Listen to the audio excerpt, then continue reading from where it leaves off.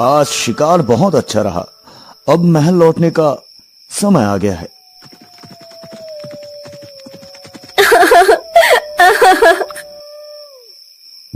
ये आवाज कहां से आ रही है? चलो देखते हैं।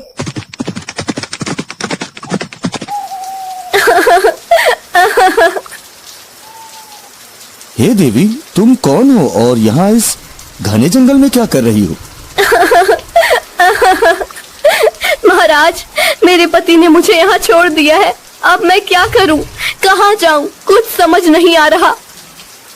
राजा ने देखा कि औरत बहुत खूबसूरत है।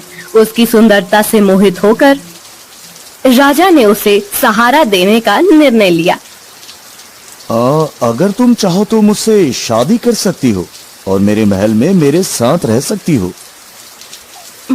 ठीक है महाराज, मुझे आपकी शरण स्वीकार है। औरत राजा की बात मानकर उनके साथ महल में चली गई।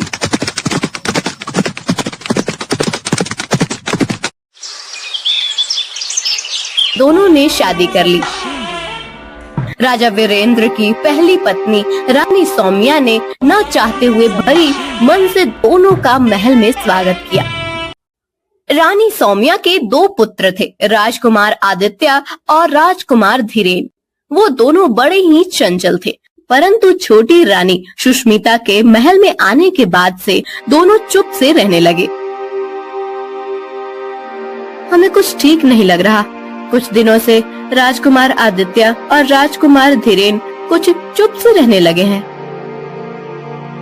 अरे बड़ी महारानी, आप व्यर्थ में चिंतित हो रही हैं। राजकुमार ठीक हो जाएंगे। हम वैद्यराज जी को अभी संदेश भिजवाते हैं। जी महाराज, आप कह रहे हैं तो हम मान लेते हैं। राजवैद्य दोनों राजकुमारों का इलाज शुरू करते हैं, पर दोनों की प्रकृति में कोई सुधार नहीं होता। ऐसे ही दिन बीतते जा रहे थे। कुछ दिनों बाद राजा भी बीमार पड़ने लगे। दिन पर दिन उनकी तबीयत बिगड़ती जा रही थी। महाराज, हमने हर संभव इलाज किया, लेकिन आपकी तबीयत में कोई सुधार नहीं हो रहा है। ये आखिर मुझे क्या हो रहा है? जब कोई सुधार नहीं हुआ तो राजा ने मशहूर वैद्य महर्षि चरक जी से मिलने का निर्णय लिया।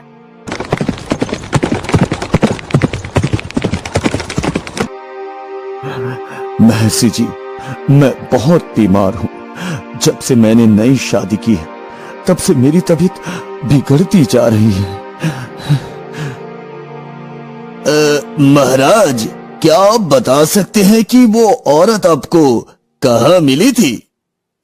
महर्षि, वो मुझे जंगल में मिली थी, जब मैं शिकार से लौट रहा था।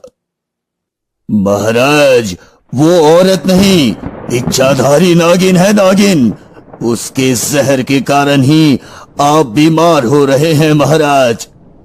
मुझे विश्वास नहीं हो रहा कि मेरी नई रानी नागिन है।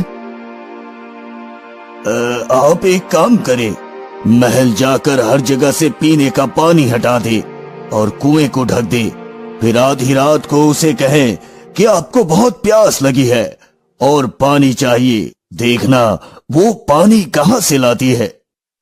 राजा ने वैद्य महर्षि चरक जी की सलाह मानी और महल में सभी पानी के बर्तन खाली करवा दिए और कुएं को ढकवा दिया।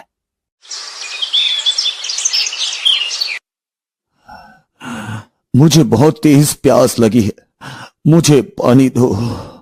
ठीक है, मैं पानी लाती हूँ। नई रानी बिस्तर पर लेटे लेटे ही एक गिलास हाथ में लेकर पानी ढूंढने लगी। उसने अपना हाथ बिस्तर से लंबा करके पूरे महल में पानी ढूंढा, लेकिन कहीं भी पानी नहीं मिला। फिर उसने अपना हाथ कुएं की तरफ बढ़ाया, लेकिन वहाँ भी पानी नहीं मिला। अंत में उसने अपना हाथ बहुत दूर नदी की तरफ बढ़ाया और वहाँ से पानी लेकर राजा को दे दिया। हाँ? ये औरत तो सचमुच नागिन है। बिस्तर से उठे बिना नदी से पानी ले आई।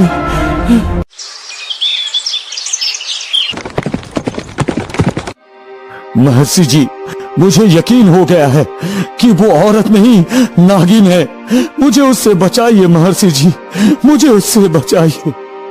महाराज, आज आप अपनी पहली पत्नी रानी सौम्या से कहे कि चलो समुद्र देखने चलते हैं।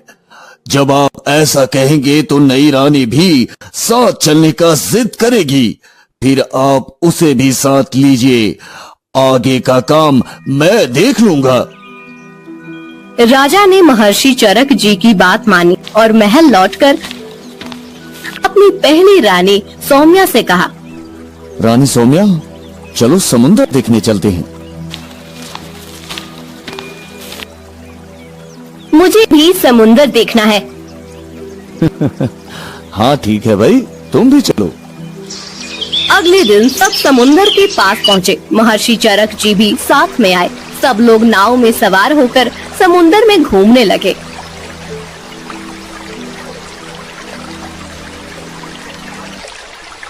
ये समुद्र बहुत गहरा है, आज तक कोई भी इसकी गहराई का पता नहीं लगा पाया। मैं समुद्र की गहराई का पता लगा सकती हूँ।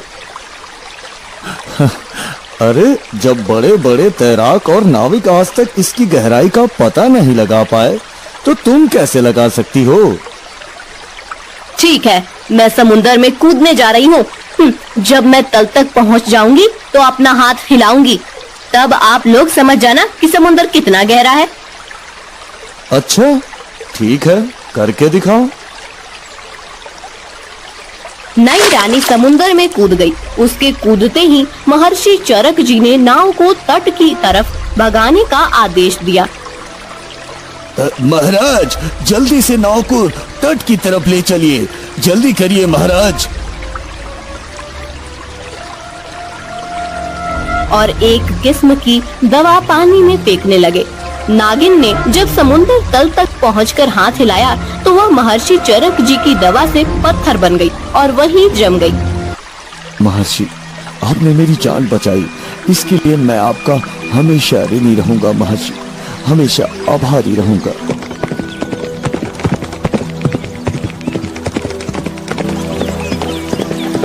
राज्य में दोनों राजकुमारों की प्रकृति भी ठीक हो गई और राजा भी स्वस्थ हो गए। राजा ने महर्षि चरक जी को ढेर सारा इनाम दिया और अपनी पहली रानी सौम्या और दोनों राजकुमारों के साथ खुशी खुशी रहने लगे। कहा जाता है कि वह नागिन आज भी समुद्र तल में अपना हाथ हिलाती रहती है। ओम नमः शिवाय, ओम नमः शिवाय, ओम नमः शिवाय। महल में इच्छाधारी के खात्मे के बाद हर कोई चैन की सांस ले रहा था, लेकिन महर्षि चरक जी के चेहरे पर चिंता की लकीरें गहरी होती जा रही थी। उनके मन में किसी अनहोनी का संकेत हो रहा था।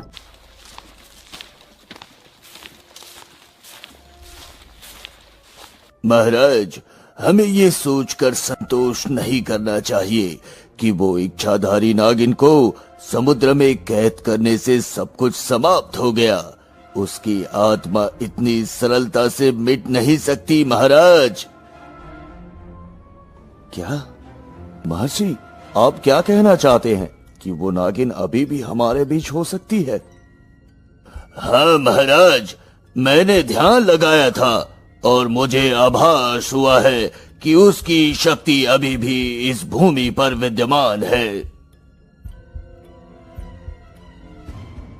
ओम नागिनाय स्वाहा, ओम नागिनाय स्वाहा, ओम नागिनाय स्वाहा, ओम नागिनाय स्वाहा। दूसरी ओर समुद्र के गहरे तल में जहां नागिन की आत्मा को महर्षि ने एक पत्थर में कैद कर दिया था, वहां एक दुष्ट तांत्रिक ने अपनी साधना शुरू की थी। उसका लक्ष्य था नागिन की शक्तिशाली आत्मा को मुक्त कर उसके माध्यम से अपनी शक्ति बढ़ाना।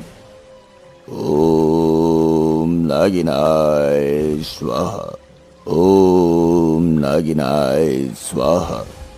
तेरी शक्ति को मैं बुलाता हूँ। ओ नागिन, इस संसार में वापस आ, वापस आ। समुद्र की लहरें बढ़ने लगी। पानी में से एक तीव्र नीली रोशनी उभरने लगी। वह पत्थर जिसमें नागिन की आत्मा बंद थी धीरे धीरे फूटने लगा।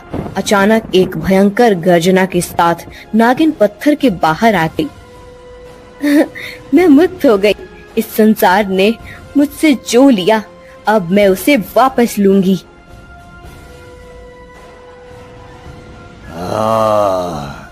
मैं तुम्हारी शक्ति के साथ इस दुनिया पर राज करूंगा, राज।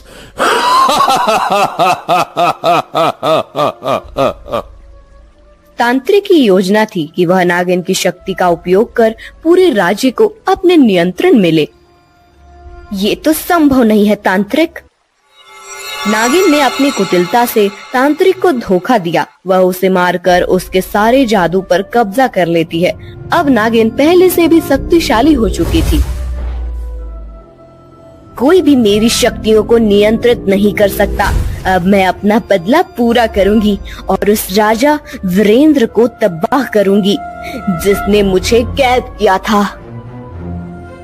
महल के बगीचे में एक दिन रानी सौम्या टहल रही थी। अचानक उन्हें ऐसा महसूस हुआ जैसे कोई उन्हें देख रहा है। एक अनजानी घबराहट उनके दिल में घर करने लगी। ये हवा इतनी तेज क्यों हो गई? कोई यहाँ है क्या? अचानक एक अदृश्य शक्ति रानी सौम्या पर हमला करती है। उनके गले पर एक ठंडी नागिन जैसी छाया महसूस होती है। वे घबराकर पीछे हटती हैं, लेकिन वह छाया धीरे धीरे गायब हो जाती है। सौम्या समझ जाती है कि यह कोई सामान्य घटना नहीं थी। एक रात जब पूरा महल गहरी नींद में था, नागिन ने अपना रूप धारण कर लिया। वह एक सर्पनी के रूप में राजकुमारों के कक्ष में प्रवेश करती है। अब मैं अपना बदला पूरा करूंगी। राजा वीरेंद्र के प्रिय पुत्र अब मेरी कैदी होंगे।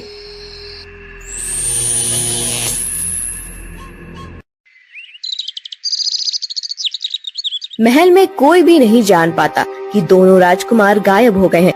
नागिन उन्हें जंगल के एक गहरे हिस्से में ले जाती है, जहां उसने पहले से ही एक खतरनाक योजना तैयार की थी।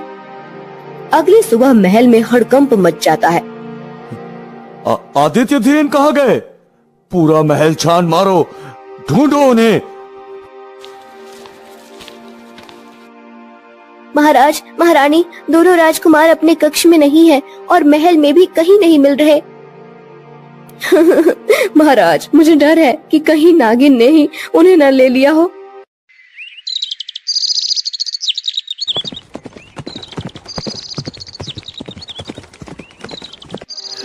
महाराज, हमें उनकी तुरंत खोज शुरू करनी चाहिए।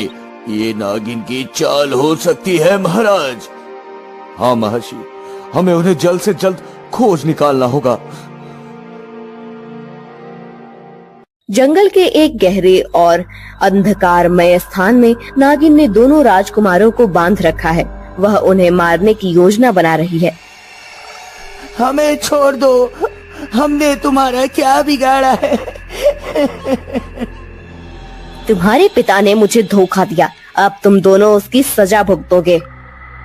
अरे नागिन, हमारे पिताजी को ये बात पता चली कि तुमने हमें कैद किया है, तो वो तुम्हारा क्या हश्र करेंगे, पता है ना तुम्हें? हाँ? बच्चे, मुझे डराना बंद करो। तुम मेरे बदले का साधन हो और अब तुम्हारे पिता को अपने पापों का फल मिलेगा। महर्षि चरक जी राजा वीरेंद्र के साथ अपनी दिव्य शक्तियों और मंत्रों का सहारा लेकर जंगल के उस गुप्त स्थान तक पहुंच जाते हैं।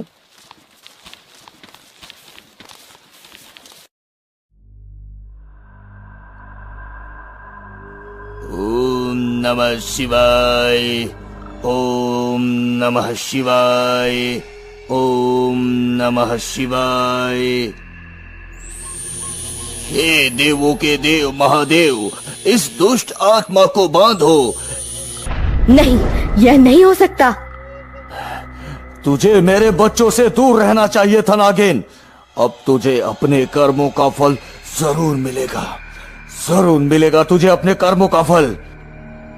नागिन अपने अंतिम प्रयास में महर्षि और राजा को मारने की कोशिश करती है, लेकिन महर्षि की दिव्य शक्ति के आगे उसकी एक नहीं चलती।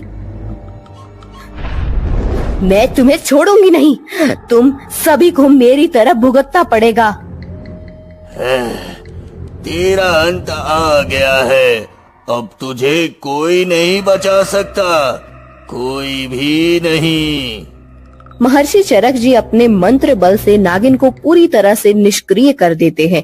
नागिन अपनी हार मान लेती है और विलाप करने लगती है। मैं तुम्हें छोड़ूंगी नहीं, तुम सभी को मेरी तरह भुगतना पड़ेगा। महर्षि चरक जी उसे फिर से एक पत्थर में बंद कर देते हैं। नागिन के पत्थर में बदलने के बाद राजा वीरेंद्र और रानी सौम्या अपने दोनों पुत्रों को गले लगाते हैं। वे दोनों अब सुरक्षित हैं और उनकी आंखों में डर की जगह राहत है। पिताजी, हम बहुत डर गए थे पिताजी।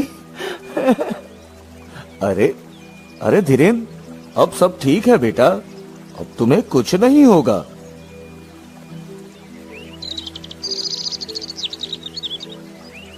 ओम नमः शिवाय, ओम नमः शिवाय, ओम नमः शिवाय।